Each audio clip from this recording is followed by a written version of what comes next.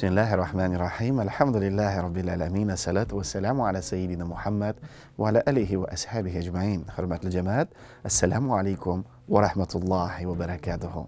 Hem Zulhicce ayı, mübarek ay cemaatül muslimin. Eğer de biz ana Zulhicce degen sözün garip dilinden tercüme etsek, o hoş ayı degen manadakiler. Yani Zulhicce ayında bütün dünyadan mümin Müslümanlar kimler buldura Allah hoş seferine giderler. Allah Rabbimiz Allah'ın konakları bularlar. Allah Kabe yanına giderler. Allah tavaf kılarlar. Şu an cemaatül muslimin Zulhicce ayı bir dereceli, bir sevaplı ay. Eğer de biz anda kita almadık, biz hacga bara almadık iken bunda özümüzün ilerimizde kaldık. Şunda cemaat şuşa ayının derecelerini kotarıp biz uraza, mana şuşa 10 gün, ayının 10 günün biz urazada uzdursak. Hazret, min 10 gün buldura almayayım, bir gün gene yarayma. Elbette yaray. Çünkü şuşa 10 gün içinde cemaat 10. gün ul bayram günü anda uraza tutup bulmayın. 9. gün ul garafe günü. Qaşan Allah Teala bütün dualarımızdan kabul ete. Qaşan bilip bilmey kılgan hata günahlarımızdan affı ete. Lakin yakınlarımız, tuğanlarımız kimler hoş seferine barığa nasip etken Allah cemaat şu günlerde jıyılıp kim avtobuslarga oturup kim samolyotlarga oturup onlar Mekke'ge öz seferlerini kılalar. Şunda cemaatül muslimin Mekke tiresinde şunday orunlar var ki qaysısıların öterge yaramı illa meger ihram kiyimin kiymesen. Hürmetli hatın kızlarımız in kürkem, in matur kürmeklerin kiyip, in matur yavlıkların kiyip bu bizning ihramımız deyip Allah gümre belekey hacıga niyet kılalar.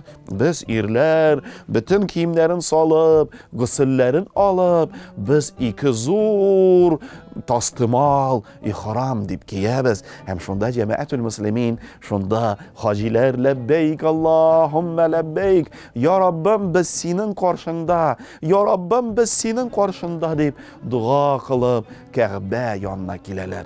Hem cemaatül muslimin Kabe'ni körgeç şu lebbeyk degen sözlerini to'xtatıp Esselamu aleyküm ya Ka'betullah deyip Ka'betullah bilen isenleşip hem qora taş pışmağına kelip eğer de qalık az hem mümkünlük var iken qora taş yanına kelip şu qora taşını öberler hem tavaf kıla başlaylar. Eğer de qalık bik köp iken hem cemaat şunda bitinisini tirtip nitip çünkü onda günahlar da bik korkunç Allah saklasın. Şu Kabe yanında savabı da köbeye, Kabe yanında günahı da köbeye. Allah Teala şunlardan saklasın idi. Şunda cemaatül muslimin barıp jitip bulmay iken qora taşqa biz kullarını ko'tarib Bismillahi Allahu Akbar deyip biz şu Kabe'ni 7 tapqir eylene başlayız. Hem şunda eylengen vakitte cemaat dualar kılabız. Rabbimiz Allah'dan sarıyız. İstiğfar kılabız. Ya Rabbim hata günahlarımızı gafu kıl.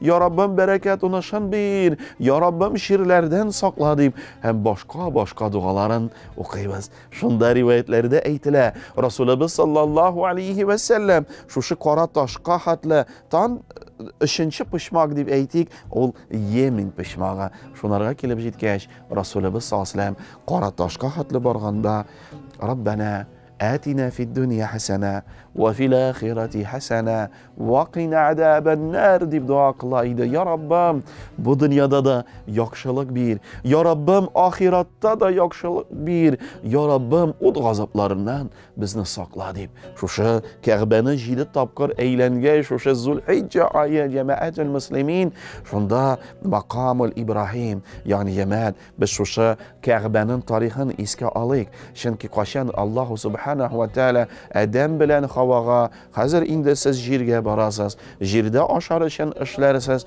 Hem mine qaytar için siz ölürsüz degech. Şunda Adem aleyhisselam tevbe kıla. Hem Allah Teala'dan isteligine birer bir sırrı. Hem Adem aleyhisselamga oppoq tosh berildi. Şunda cemaatül muslimin Adem aleyhisselam nakşuşa cemaatül muslimin de ol kurgan ferişteler yanında Kabe şekilli şunda Ka'bani bu yerda da sola, ham pishmog'ina shusha oppoq toshni qo'ya, biz ani uba, biz onarga tiya, bizning gunohlarimiz orqasida shusha jannat toshi qop-qoraga aylangan jamaatul muslimin.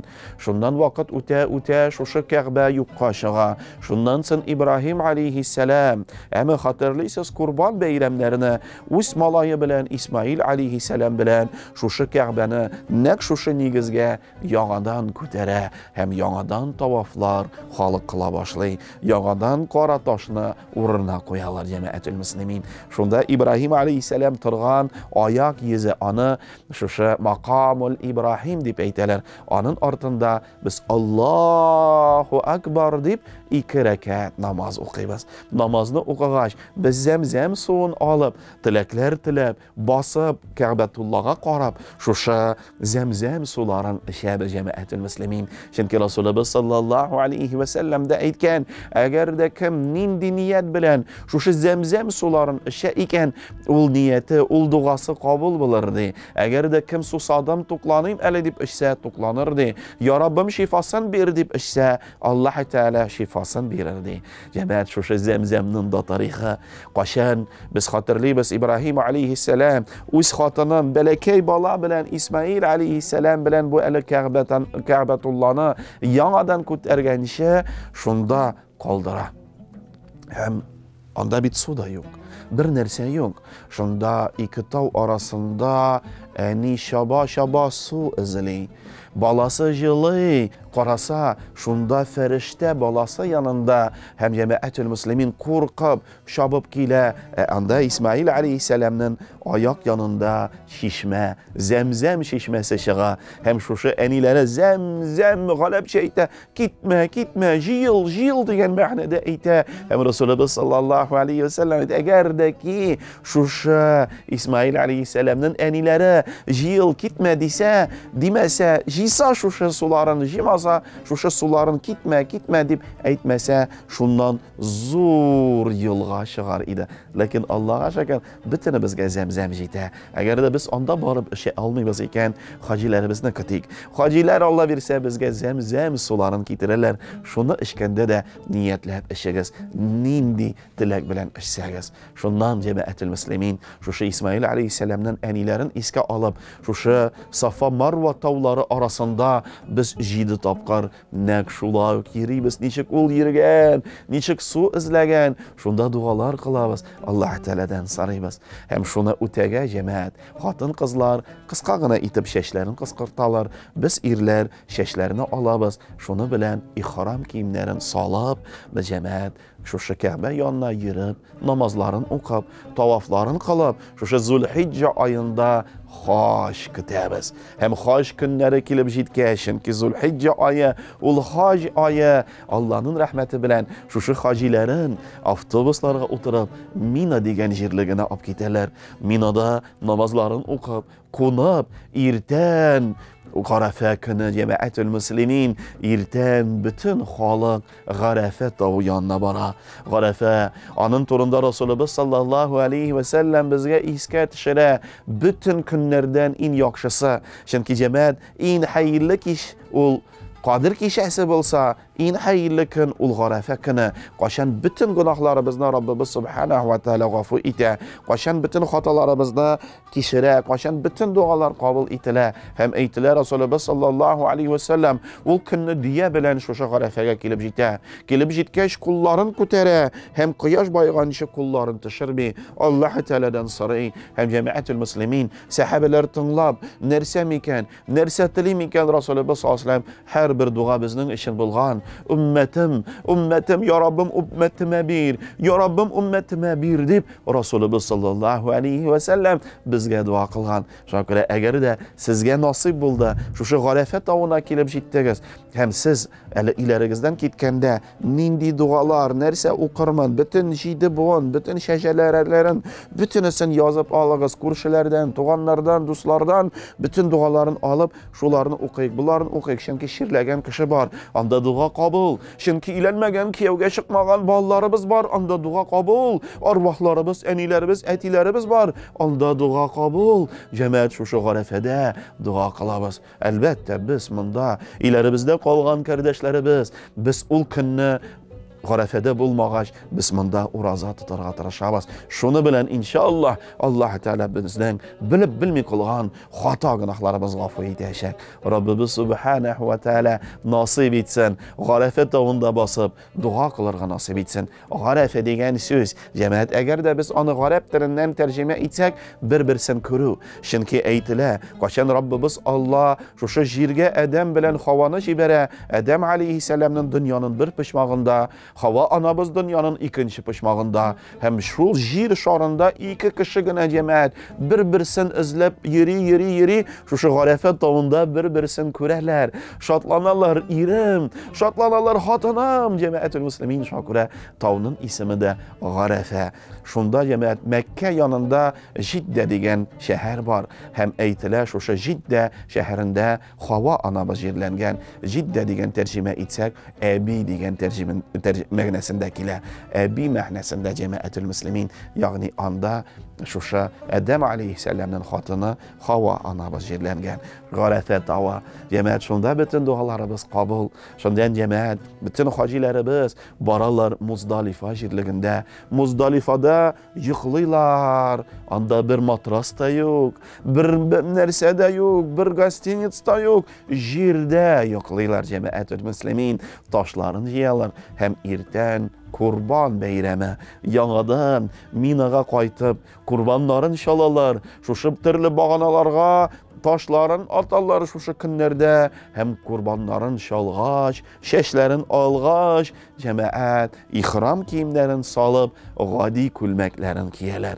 Mana ol Zulhicce ayında şu xoş ayı, xoş günlere hem Allah subhanahu ve taala her bir g'aylaga ömürde bir tapkır bulsa da xoşga barıp qaytırga nasip etsin, xoşların kılırga nasip etsin. Cemaat ki ol 5 farzdan qaşan biz anlayız hem bilamiz, her birimiz la ilahe illallah Muhammed Rasulullah şehadet getiramiz. Her birimiz gününe 5 namaz okuymiz, yılga bir tapkır oraza tutabız, yılga bir tapkır zekatların шығарабыз, hem ömürge bir tapkır xoş qılabız. Rabbimiz subhanahu ve taala nasip kılsan idi, hem kılgan xoşların qabul etsin idi. Cemaat şu Zulhicce ayında şu baxtli kişiler, Allah Rabbimiz Allah'ın konakları, şu xoş qılıb bitkeş, o xoşga hatlı Allah'ın rahmeti bilen Allah Medine şehrine kileler. Medine, ol Resulümüz sallallahu aleyhi ve sellem'nin şehri. Medine şehrinde Resulümüz sallallahu aleyhi ve sellem'nin meşiti. Şu meşit yanında Resulümüz sallallahu aleyhi ve sellem'nin iyi. Şu iyinde Resulümüz sallallahu aleyhi ve sellem jirlengen.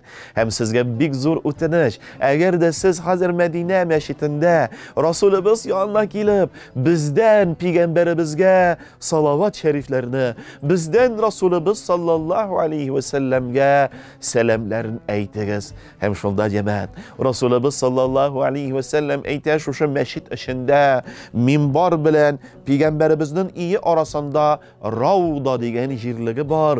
Ol cemaat Resulümüz aytar cennetten bakşadı. Şunda da bütün dualar qabul, bütün namazlar qabul. Cemaat, eğer de mümkünlük var iken, şunda kirib namazların o'qig'iz. Resulümüz sallallahu aleyhi ve sellem'ge bizden selamlarını aytınız. Qoy bir kishi ayta, neshik ul bit vafot, ul eshitami bizning selamlarin? Albatta Cemaatül Müslümin, Resulümüz eshita, hem Resulümüz javob bera, hem shunda cemaat eğer de Resulümüz bizga da selamlarini aytsa, Resulümüzning dualari qabul. Cemaat elhamdülillahi Rabbil alamin. Shunday zo'r fursatdan qolmag'iz, şu zo'r fursatlarini qo'llanig'iz. Cemaat Resulümüz sallallohu alayhi vasallam ayta, qachon biz Mekke'de Haram meşitinde, Ka'betullah yanında namaz okuyuz, bizge 100.000 ecri savabı yazıla. Şunda Cemaatül Müslümin, Hazret, eminim qalğan namazları var. Şunda bir namazın okusam bütün namazlarım qoplanamı? Yo'q cemaat. Savabı şu hatlı köp bulsa da lakin qoplanmay. Şuna görə kimdir hajga ilakkan, agar da qolgan namazlarınız var, tırışıp şu Ka'ba yanında şu qolgan namazlarını o'qib bitirasiz. Chunki jamoat agar da umra bizda qolgan namazlari bor ekan, har bir namoz uchun biz jannatga kira olmaymiz. Alloh taolo shunlardan saqlasin. Duo qilaylik, namoz qilaylik, roza tutaylik. Shunda Alloh bersa Alloh taolo barakatini shan berar. Shunda Alloh bersa Alloh taolo unishlarini berar, duolarini qabul etar. Jamaatul muslimin hazrat, men betindi qor.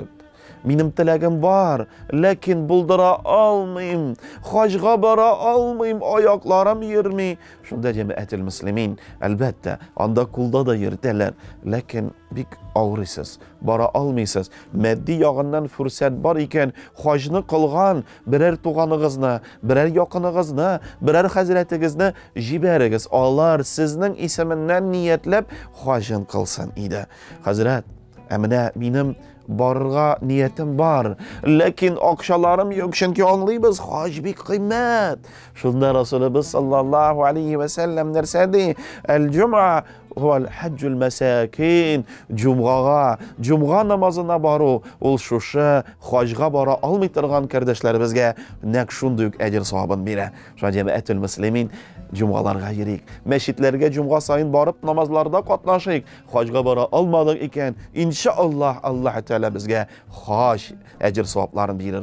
Zulhicce ayı, haş ayı, kurban ayı, izgilik ayı. Bismillah ilerimizde kaldık iken kübrek itip izgilik kılayık. Kübrek itip oraza tutayık. Miskin yetimlerge bulaşıyık. Şalgan kurbanlarını Allah Teala kabul kılsın.